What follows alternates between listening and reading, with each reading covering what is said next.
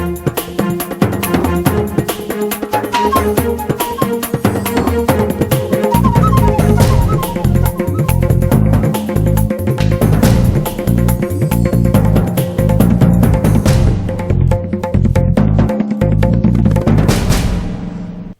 पेश है इस हफ्ते का मुकाबला। और वाकई अब जैसे हमने आपसे इस प्रोग्राम में पहले वादा किया था, राजनीतिक सरगर्मियां, राजनीतिक घटनाक्रम तेज होता जाएगा जैसे से 2019 का चुनाव करीब आता है। माफ करिएगा। आज बात जम्मू और कश्मीर की इस प्रोग्राम में। मेरा अभी भी बुनियादी सवाल वही है जो पहले से रहा है कि ये जो पॉलिटिकल प्रोसेस की, हम सियासी पूरे सिस्टम की जो बात करते हैं जम्मू कश्मीर में, ये कभी पूरी तरह से पूरा होता नहीं नजर आता है। आपने फिर देखा कि किस तरह से आज के हालात में, और जो वहां के राज्यपाल साहब कह रहे हैं कि हॉर्स ट्रेडिंग होती है एमएलएस की, इसलिए वहां की असेंबली को डिसॉल्व कर दिया गया। क्या इसका लॉजिकल रास्ता यही होगा कि 2019 में वहां पर शायद, ये संभावना की मैं बात कर रहा हूं, इसमें कोई कंफर्मिटी नहीं है, कि 2019 में वहां पर भी लोकसभा के साथ चुनाव। सबसे पहले मैं अपने 4 पॉइंट्स आपके सामने रख रहा हूं हमेशा की तरह, उसके बाद हम अपने पैनल पर आएंगे। मेरा पहला पॉइंट है कि क्या जम्मू कश्मीर का फैसला 2019 से ताल्लुक रखता है। जरा इसको थोड़ा समझने की कोशिश करेगा। मैं अपने मेहमानों से भी ये सवाल पूछूंगा। मेरा दूसरा पॉइंट है, क्योंकि जब राज्यपाल बनकर सत्यपाल मलिक गए थे, जो एक सोशलिस्ट बैकग्राउंड से आते हैं, उनकी राजनीति और उनको बहुत करीब से मैंने देखा है, तो मेरा दूसरा सवाल है, क्या जम्मू कश्मीर के राज्यपाल को बदलने का यह मकसद था? नफा नुकसान में बीजेपी अलग नजर आ रही, बल्कि बहुत लोगों का मानना है कि बीजेपी नुकसान में नजर आ रही है। मेरा तीसरा पॉइंट वही है जो बुनियादी में हमेशा उठाता हूं कश्मीर के मसले पर, कि जम्मू कश्मीर में राजनीतिक प्रक्रिया का अब क्या होगा। यहां से लेकर 2019 का एक समय है। और चौथा पॉइंट, क्या बीजेपी के खिलाफ जम्मू कश्मीर में महागठबंधन बन सकता है? मौजूदा हालात में जो एक किस्म से एंटी बीजेपी फ्रंट जो बन रहा था, उसमें कौन शामिल और कहां तक शामिल, मैं उसकी गहराइयों में नहीं जा रहा हूं। उसके आंकड़े बेहतर थे, उसके आंकड़े सरकार बनाने लायक थे। अगर ये सब लोग साथ रहते हैं तो क्या ये एक एंटी बीजेपी फ्रंट या कोई भी वहां पर जम्मू कश्मीर का अपना महागठबंधन बन सकता है 2019 के लिए? तो ये मेरे 4 बुनियादी पॉइंट है। मेरे साथ बहुत खास मेहमान है यहाँ पर।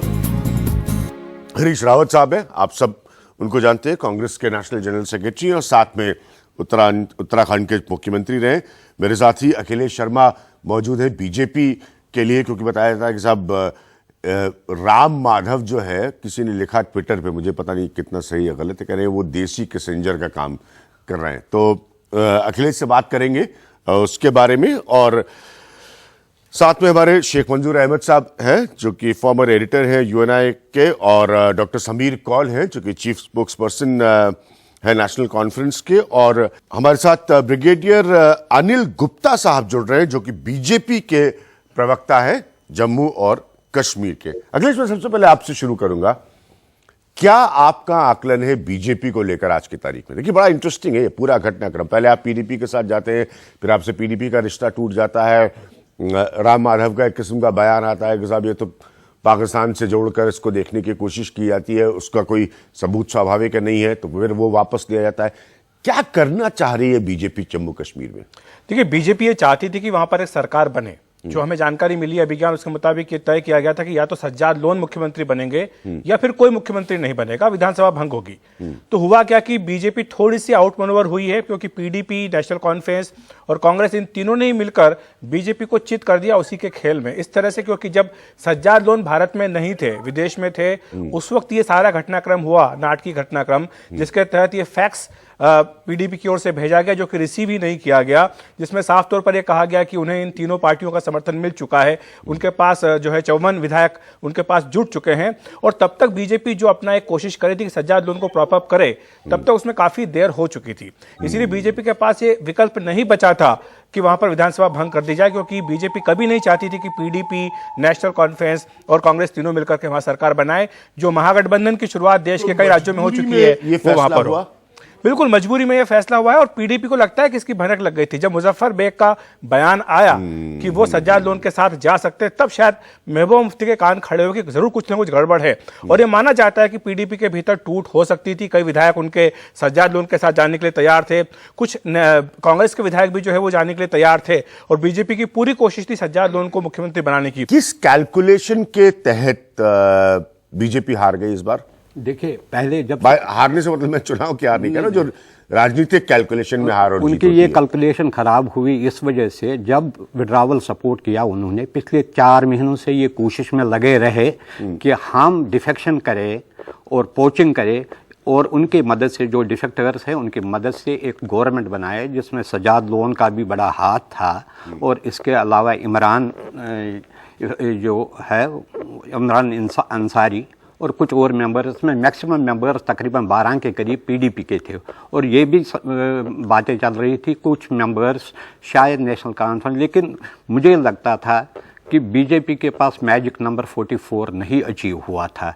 जब रिसेंटली बयान दिया, जैसे आपने कहा कि मुजफ्फर बेग का भी बयान आने लगा, तो पीडीपी ने ये इनिशिएटिव लिया दूसरे पॉलिटिकल पार्टीज़ के साथ कांटेक्ट करके, ताकि nip the evil in the bud, जो उनके डिफेक्टर्स हैं उनके लिए भी ये सबक लग गया, वो भी उनकी हालत भी ख़राब हुई। अगर उनको मिनिस्ट्रियल पोस्ट दिए थे, पैसे दिए थे या कुछ दिए, वो भी अब कहीं के ही नहीं रहे। और इस वजह से बीजेपी का इमीडिएट मकसद यही था उनको ना बनने दे। कांग्रेस, रावत साहब, आप लोगों का क्या मूव रहा है और क्या आपको लगता है कि विधानसभा डिसॉल्व होने से आपको लाभ होने वाला है? हमको इस बात का लाभ होगा क्योंकि बीजेपी के जो नफीरियस वहाँ इरादे थे, जो नापाक इरादे थे, वो बुरी तरीके से एक्सपोज हो गए। देश ने इस बात को समझ लिया है कि इनके लिए राष्ट्रहित या कश्मीर हित महत्वपूर्ण नहीं है, इनके लिए भाजपा हित महत्वपूर्ण है। क्योंकि तो सारी पॉलिटिकल पार्टीज के लिए आप होता है। पहले उस पीडीपी से गठबंधन करते हैं जिस पीडीपी को आप गाली देते रहते थे, पाकिस्तान परस्त कहते थे, आतंकवादियों को सरपरस्ती देने वाला कहते थे, और सरकार आपने चलाई, और जब आपको लगा कि पूरे देश के अंदर इसका दुष्प्रभाव पड़ रहा है और हमको जवाब देना पड़ रहा है, तो इतने क्वाइटली सेपरेशन दोनों का होता है पीडीपी और भाजपा का कि कहीं कोई हल्ला गुल्ला नहीं होता है।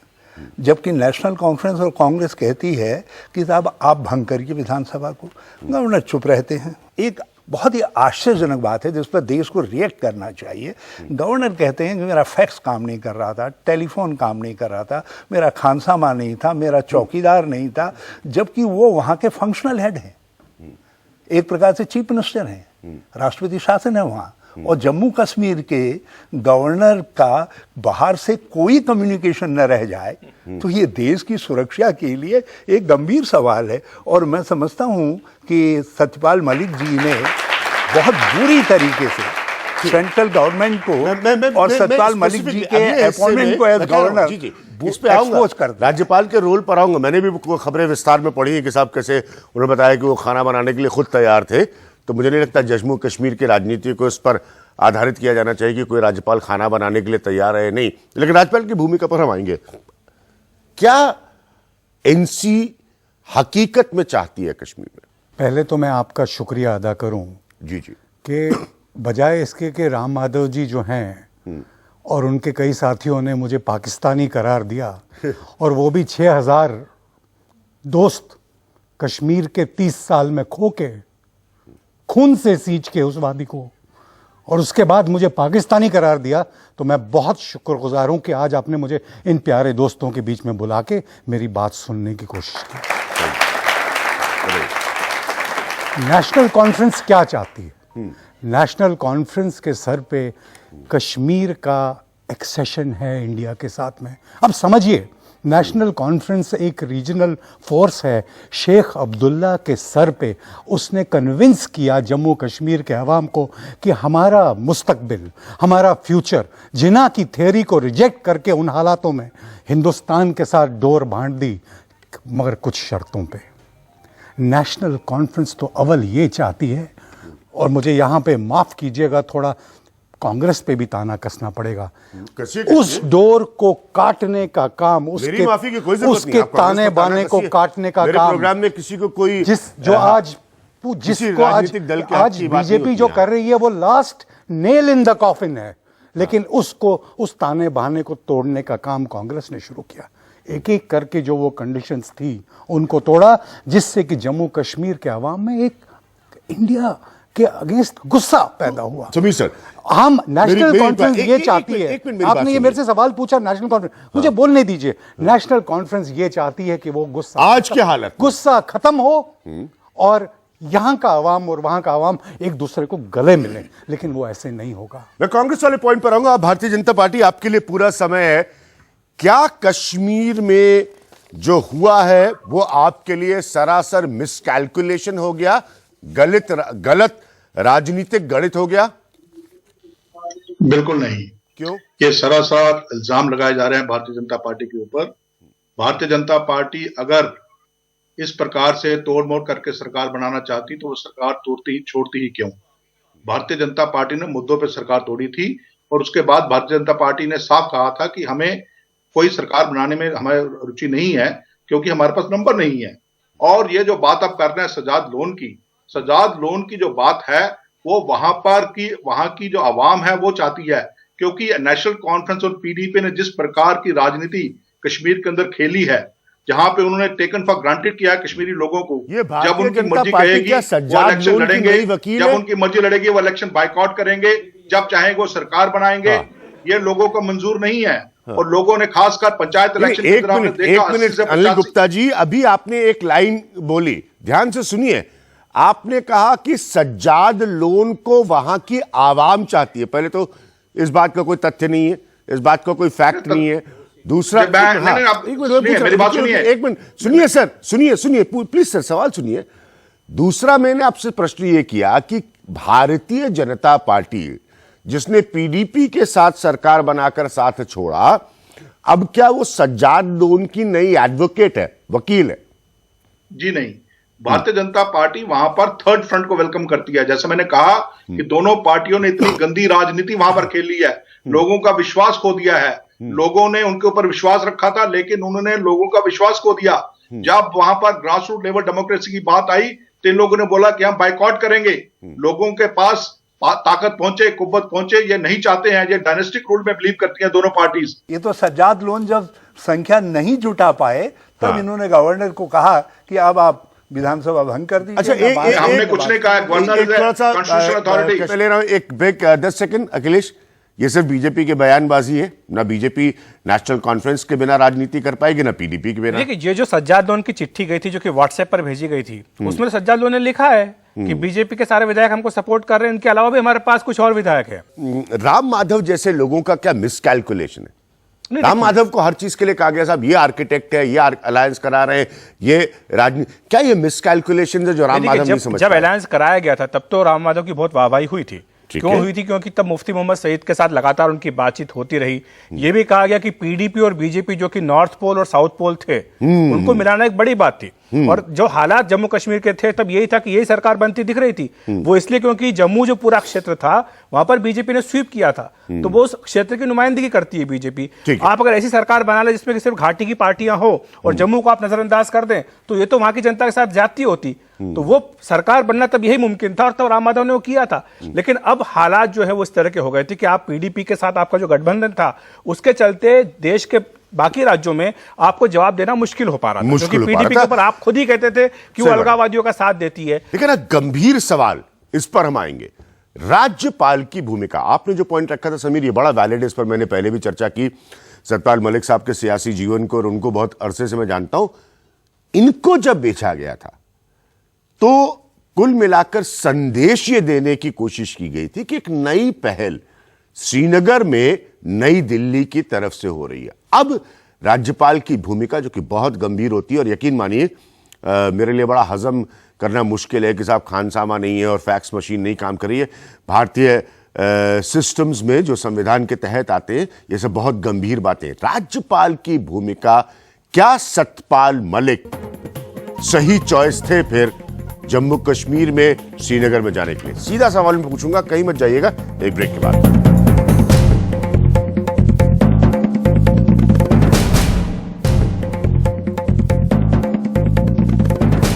ब्रेक में जाने से पहले मैंने साफ साफ कहा, सत्यपाल मलिक राज्यपाल की भूमिका, क्या सत्यपाल मलिक सही चॉइस नहीं साबित हुए? सर देखिए, मैंने पहले भी कहा था, चाहे सत्यपाल मलिक या किसी और को भेजे, कोई भी वहाँ पर सक्सेसफुल नहीं होगा जब तक कि उसके पास क्लियर मैंडेट नहीं होगा और इम्पार्शली काम नहीं करेगा। इस वजह से एक तो उसने इसमें बड़ा घपला किया। अगर उन्होंने क्लेम गवर्नमेंट की, उसको पहले ये उनको परेड करने की इजाज़त देनी चाहे थे, एमएलएज की, लेजिस्लेचर्स की। अगर वो फिर सेटिस्फाई नहीं होते, अभी वो फैक्ट्स भेजते ही नहीं, इन्होंने डिसोल्यूशन का आर्डर भेजा। एक तो ये सबसे जमहूरियत के लिए ये सबसे बड़ा ब्लो है। हालांकि सत्यपाल मलिक से हम ये एक्सपेक्ट नहीं करते थे, क्योंकि उनका एक पॉलिटिकल बैकग्राउंड रहा था। अखिलेश, जल्दी से फिर मैं हरीश रावत और समीर और जैसे मैंने कहा कि राजनाथ सिंह ने जो कहा कि अगर हम विधानसभा भंग कर देंगे तो बदनामी होगी, जो आज हिंदू में छपा है, निश्चित तौर पर ये दिखाता कि किस तरह से खुद सरकार के भीतर इसको लेकर के एक राय नहीं थी। और जिस तरह से राज्यपाल ने अपनी दलीलें दी, जो फैक्स मशीन नहीं काम करने का वो बात कह रहे हैं, या कह रहे हैं कि हमारा खानसामा ही नहीं था, तो ये मुझे लगता है कि ये एक तरह की उस तरह की बहानेबाजी हुई जो कि राज्यपाल के पद को सूट नहीं करता है। हाँ, बिल्कुल। और मुझे ये लगता है कि सही बात है, जो उन्होंने कदम राज्यपाल उठाया कहे कि साहब खानसामा नहीं है, फैक्स मशीन काम नहीं कर रही है जम्मू कश्मीर के, ये सब लॉजिक डेमोक्रेसी में नहीं दिए जाते। और मुझे लगता है कि जो उन्होंने कदम उठाया विधानसभा भंग करने का, तब जबकि उनके सामने दावा था, मुझे लगता है कि सत्यपाल मलिक ने ये जो कदम उठाया, उसके बाद उनका नाम उन राज्यपालों की फहरिस्त में शामिल हो जाएगा जिनके ऊपर लगातार आरोप लगते रहे, वो चाहे सैयद सिप्ते रजी हो, चाहे रोमेश भंडारी हो, अपने पॉलिटिकल मास्टर्स के लिए काम कर रहे हैं, जो कि पॉलिटिकल माइंडसेट के साथ दिल्ली से निर्देश लेके काम करते हैं। समीर सर, तो ऐसा भी ना हो मेरे दोस्त कि कल सत्यपाल मलिक को ही फॉल गाय बनाया जाए, क्योंकि मैं ये मानने को कतई तैयार नहीं हूं कि ये डिसीजन सिर्फ सत्यपाल मलिक जी का ही था और उनको वो किसी और का डिसीजन नहीं इंप्लीमेंट कर रहे थे। किसी और से मतलब दिल्ली, किसी और से मतलब दिल्ली, जी, भारतीय जनता पार्टी की गवर्नमेंट दिल्ली, सारा हिंदुस्तान जानता है। देखिए, मैं आपको बताऊं, मोरालिटी इन पॉलिटिक्स, आजकल की बात करें तो पॉलिटिक्स में तो मोरालिटी ढूंढने की आज हम लोग कोशिश भी नहीं करते, हम एक्सपेक्ट भी नहीं करते, लेकिन honourable positions of the constitution like governor, like president, इनमें भी इस किस्म की चीज आ जानी तो आश्चर्यजनक भी है और दुखदायक भी है। रावत साहब, देखिए अभियान जी, जिस दिन सत्यपाल मलिक जी को भेजा गया, उनको एक क्लियर मैंडेट था कि आपको किसी भी तरीके से हो, जो भाजपा पीडीपी सरकार थी वो तो नहीं रह पाई, आपको भाजपा इन्फ्लुएंस वाली, भाजपा सपोर्टेड सरकार बनानी है। जिस दिन तक ये संभावना बरकरार थी, उस दिन तक सत्यपाल जी ये कह रहे थे कि भाई जो विधानसभा के सदस्य हैं इनको विधायक फंड मिलता है, एरिया का डेवलपमेंट होता है, विधानसभा भंग करने का कोई कारण नहीं है। लेकिन जिस दिन उनको लग गया नहीं, अब सज्जाद लोन की गवर्नमेंट नहीं बनने जा रही है, बीजेपी सपोर्टेड गवर्नमेंट नहीं बनने जा रही है, पीडीपी एनसी की गवर्नमेंट बन सकती है, तो उन्होंने कोई ऑप्शन नहीं देखा और सीधे आ करके विधानसभा को भंग कर दिया। जब मेरी सरकार को रेस्टोर किया गया तो उस समय भी हाई कोर्ट और सुप्रीम कोर्ट ने कुछ बातें कही और वो बड़ी मौजूद हैं जम्मू कश्मीर के इस सारे प्रकरण को लेकर। आप कह रहे हैं कि आपके मसले तक को नहीं देखा सत्यपाल मलिक ने, आपके मसले तक को नहीं स्टडी किया सत्यपाल मलिक ने। हाँ, मैं यही कह रहा हूं कि उन्होंने सब तरफ से आंख के कान, आंख, दिमाग के सारे दरवाजे बंद कर दिए, केवल एक दिल्ली मोदी जी की तरफ खुलने वाले दरवाजे को खोल करके रखा। अभी आपने कहा कि घर का भी दरवाजा खोला हुआ था जिससे खानसामा वगैरह चले गए, वो तो उनके जाने के लिए था ना बाहर। अच्छा। बाकी जो है, जो अंदर आने वाली चीजें थी उसके लिए मुफ्ती नहीं थी, उसके लिए जो है मोदी जी का संदेश था, उसके लिए। अनिल गुप्ता साहब, डिक्टेशन, किसके डिक्टेशन पर काम किया सत्यपाल मलिक ने? देखिए 2014 में भी यह कवायद हुई थी कि नेशनल कॉन्फ्रेंस और पीडीपी और नेशनल कॉन्फ्रेंस कांग्रेस ने मिलकर पीडीपी को सपोर्ट देने के लिए कहा था। उस वक्त मुफ्ती मोहम्मद सईद ने कहा था कि मैं ये सरकार बना सकता हूं, नंबर हैं, लेकिन ये सरकार राष्ट्रहित और जम्मू कश्मीर के हित में नहीं होगी, क्योंकि अगर ऐसी सरकार बनती है तो ये एंटी जम्मू होगी, जम्मू को आइसोलेट करने का ये एक रास्ता होगा और इसके लिए मैं इसके लिए कतई तैयार नहीं हूं। और तभी उन्होंने भारतीय जनता पार्टी के साथ मिलकर सरकार बनाई। अभी सेम एक्सरसाइज दोबारा रिपीट की जा रही है। आप देखिए वही बंदी हालत चाल जो है दोबारा चली जा रही है। कांग्रेस और पीडीपी मिलकर सरकार बना रही है, एनसी बाहर से सपोर्ट कर रही है। कांग्रेस और पीडीपी अगर मिलकर सरकार बनाती हैं तो it would be a religion specific alliance against Jammu. ठीक है। So therefore this is not acceptable to the people of Jammu. 2014 में अगर मुफ्ती मोहम्मद सईद को एक्सेप्टेबल नहीं था तो आज जैसे हरीश रावत साहब ने अपनी बात रखी, आपने भी रखी, मेरा सवाल का बस जवाब दे दीजिए। सत्यपाल मलिक दिल्ली से डिक्टेशन ले रहे थे, हाँ या ना? बिल्कुल नहीं, वो एक संवैधानिक अथॉरिटी है, उनके पास संविधान की पूरी उनके पास ताकत थी, उनके पास 3 ऑप्शंस थी, उन 3 ऑप्शन को एनालाइज करके एक ऑप्शन जो है उन्होंने उसके ऊपर अपनी डिसीजन दी और उस ऑप्शन को उन्होंने अनाउंस किया। मैंने यहां पर एक ब्रेक और उसने कहा जरा पूछते नौजवान क्या सोचते हैं इस पूरे मसले के बारे में। देश का हर नौजवान ये जरूर जानता है कि जम्मू कश्मीर और वहां की राजनीति जो है उसका कितना बड़ा असर होता है बाकी के हिस्सों में देश पर। देखते हैं इनके सवाल क्या है।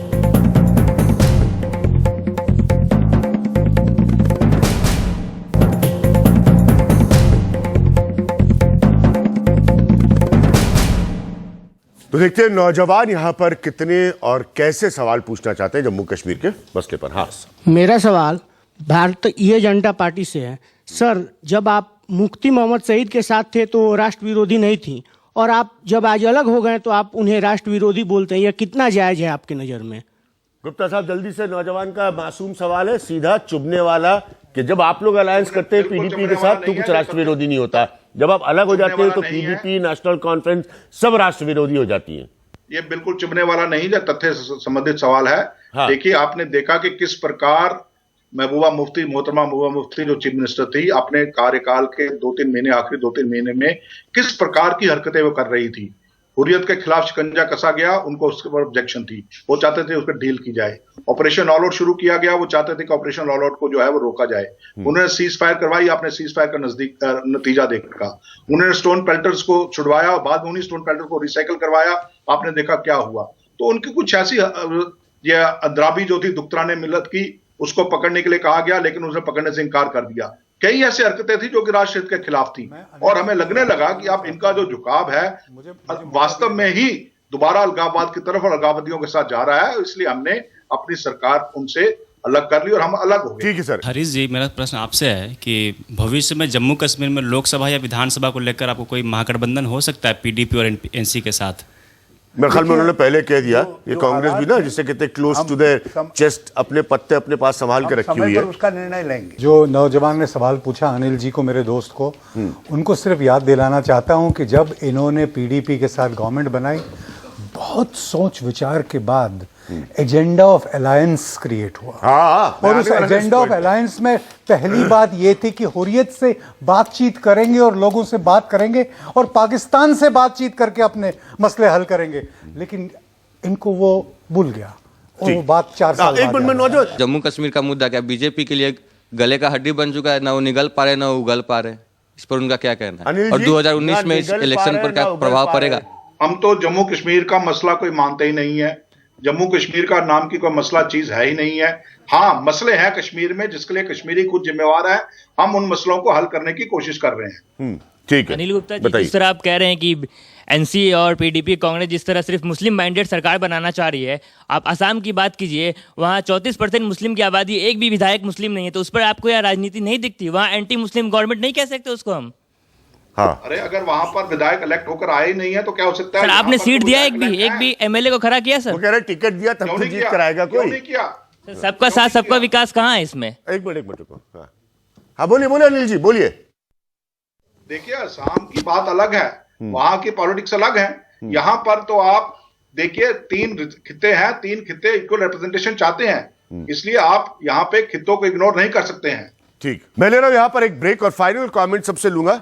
जब भी ऐसी कोई घटना होती है तो दिल्ली के सियासी गलियारों में बहुत सारी चर्चाएं होती हैं, बहुत सारी खबरें होती हैं, इसीलिए अखिलेश जी को हमने आमंत्रित किया है। तो यहां से सबसे बेहतर स्थिति क्या बनती है जम्मू कश्मीर के लिए? फाइनल कमेंट हर एक पैनलिस्ट से एक छोटे से ब्रेक के बाद।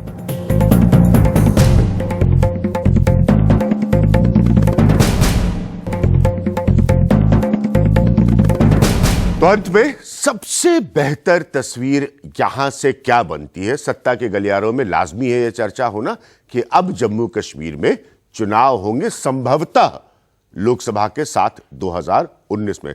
फाइनल कमेंट हर पैनलिस्ट से। समीर सर, दो चीजें कहने की अनुमति चाहूंगा। बोलिए। चुनाव तो होंगे और जनता ही डिसाइड करेगी कि आगे क्या करना है, डेमोक्रेटिक गवर्नमेंट बनानी है और गवर्नेंस करनी है। लेकिन उसके साथ साथ एक इल्तिजा आप सब लोगों को, जब यहां से जाओ, अपने घर वालों को और अपने दोस्तों को ये कहो कि हर कश्मीरी इंडिया के खिलाफ नहीं है, वो हमारा अपना बंदा है,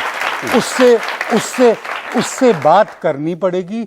और मेरा तो ये सुझाव है कि ऑटोनॉमी के नाम से वेबसाइट पे नेशनल कॉन्फ्रेंस की एक सुझाव मिलेगा, अच्छा लगे तो उसकी बात कीजिए। ऑटोनॉमी इंडिपेंडेंस नहीं है, वही कुछ सूत्र हैं जिस पे हम लोगों ने कश्मीर को हिंदुस्तान के साथ लाया था। और दूसरी बात, ये चेतावनी है बीजेपी को, जब कश्मीर में हम अपने छोटे छोटे मसले खत्म करके एक महागठबंधन बना सकते हैं, तो आप याद रखिए इस मुल्क के हर कोने में सेक्युलर माइंडेड लोग, आज हमने रास्ता दिखा दिया है कि ये पॉसिबल है। ठीक है, हालांकि आप बीजेपी के साथ रह चुके हैं। हाँ, देखिए, सबसे बेहतर रास्ता यहाँ, बेहतर रास्ता ये है, मुझे लगता है नेशनल कॉन्फ्रेंस और कांग्रेस की अलायंस होगी, पीडीपी की नहीं होगी इन दोनों पॉलिटिकल पार्टीज के साथ। अप्रैल में ही इलेक्शन होगा और उस वक्त यही मुझे नजर आता है कि national conference and Congress will go together. ठीक है अखिलेश, सबसे बेहतर, और बीजेपी इसमें अपना कैलकुलेशन जरूर लगाएगी क्योंकि उसके लिए एक किस्म की सियासी रणनीति पे हार है। जो जम्मू कश्मीर में हुआ कि महागठबंधन का जन्म होने से पहले उसकी मौत हो गई, मुझे लगता है कि जम्मू कश्मीर में जो हुआ वो भी देश के कई राज्यों में हो सकता है। जो कौल साहब कह रहे हैं मैं उनसे सहमत नहीं हूं, क्योंकि हर राज्य की अपनी अपनी अलग अलग परिस्थितियां हैं, हर पार्टी का अपना अपना राजनीतिक समीकरण है। यहां पर आप खुद सुन लीजिए कि एनसी और कांग्रेस साथ आ सकते हैं, लेकिन पीडीपी को साथ में नहीं रखेंगे। ये जो सिर्फ मुंह था वो सिर्फ बीजेपी को चेकमेट देने के लिए था, शहमात देने के लिए था, जिसमें कि वो कामयाब हुए। लेकिन आप ये सोच करके अगर माने कि जम्मू कश्मीर का ये जो मॉडल आया कि महागठबंधन यहां बना और बाकी राज्यों में हो जाएगा, वैसा मैं नहीं मानता। और दूसरी बात, बीजेपी का जहां तक सवाल है अभिज्ञान, बीजेपी के लिए बहुत बड़ी चुनौती होगी जम्मू में उन मतदाताओं को संतुष्ट करने की जिन्होंने उनको छप्पर फाड़ करके वोट पिछले चुनाव में दिया था। उनको ये बताना कि उन्होंने अपने एरिया में, अपने पूरा किया और अपने पुराने प्रदर्शन को दोहराना बीजेपी के लिए बहुत बड़ी चुनौती है। हरीश रावत साहब, यहाँ से सबसे बेहतर क्या होगा? उत्तर के ABC हैं। पहली बात तो यह है कि राम माधव जी ने अपना बयान तो वापस लिया, मगर जो लोग कश्मीर घाटी और शेष हिंदुस्तान के बीच में ब्रिज का काम करते हैं, पुल का काम करते हैं, उनको जिस तरीके से पाकिस्तान परस्त बनाने की कोशिश की और पाकिस्तान का नैरेटिव इस चुनाव के लिए जो विधानसभा का हो रहा पैदा करने की कोशिश की, उसको कंडेम किया जाना चाहिए, उसकी निंदा की जानी चाहिए। नंबर टू, हमारे लिए बहुत आवश्यक है संविधान बचे, और जम्मू कश्मीर की घटना ने उसको और पुख्ता कर दिया है, और ये बहुत आवश्यक है लोकतंत्र बचे। इसके लिए सब लोकतांत्रिक संविधान सम्मत जो शक्तियां हैं उनको एकजुट होना चाहिए। और कश्मीर में कुछ राह है, क्योंकि हम और एनसी पहले से नज़दीक हैं। और तीसरी बात यह है कि वहाँ निष्पक्ष चुनाव के हित में ये साफ हो गया है कि वहाँ के वर्तमान राज्यपाल को हटाया जाना चाहिए। अनिल गुप्ता साहब, यहाँ से सबसे बेहतर क्या होगा? देखिए, सबसे पहले तो मैं रावत साहब को यह बताना चाहूंगा कि जम्मू कश्मीर और भारत के बीच किसी पुल की जरूरत नहीं है। जम्मू कश्मीर भारत का अभिन्न अंग है, रहेगा और हमेशा ही रहेगा, इसलिए किसी पुल की कोई जरूरत नहीं है। दूसरी बात, कांग्रेस का सुपड़ा जम्मू में पूरी तरह साफ हो चुका है और एनसी और पीडीपी को लोग बिल्कुल भाते नहीं है कश्मीर के अंदर, और कश्मीरी अवाम ने साफ दिखा दिया है। और जहां तक ये बात करते हैं हम और एनसी साथ हैं, तो डॉक्टर फरूक अब्दुल्ला तो चंद्रबाबू नायडू के साथ घूम रहे हैं, ये पता नहीं किस गलतफहमी में है। तो ये सारी इनकी गलतफहमियां मैं दूर करता हूं और आपको आश्वासन दिलाता हूं कि भारतीय जनता पार्टी सिंगल राजस्व पार्टी बनकर आएगी अगले चुनाव में। ठीक है, ये मतलब भारतीय जनता पार्टी सिंगल राजस्व, ये सब कुछ ऐसे हिस्से होते हैं कार्यक्रम, जैसे ऐसा अजीब सा मुझे लगता है, कहीं विज्ञापन की जगह तो नहीं दे रहा हूं मैं पार्टियों को, तो ऐसा नहीं है। नहीं, कोई पार्टी को यहाँ विज्ञापन की कोई जगह नहीं। भारतीय जनता पार्टी अपना दावा कर सकती है, कांग्रेस अपना दावा कर सकती है, लेकिन सबसे बड़ा दावा डेमोक्रेसी में जनता का होता है। और यकीन मानिए, मैं जाते जाते ही आपसे कह के जा रहा हूं, 2019 कुछ समय बाद चुनाव का साल है, इंडिया गोज टू वोट, पूरा देश वोट डालने जा रहा है। इसलिए इस बात को सारे नेतागण बहुत अच्छे से समझ लें कि श्रीनगर में जो कुछ भी होता है उसका असर दिल्ली में होता है। तो हर कैलकुलेशन लगाने से पहले नेतागण इस बात को जरूर ध्यान रखें कि श्रीनगर की घटनाओं का सीधा असर दिल्ली में होता है। फिलहाल ये था आज का मुकाबला।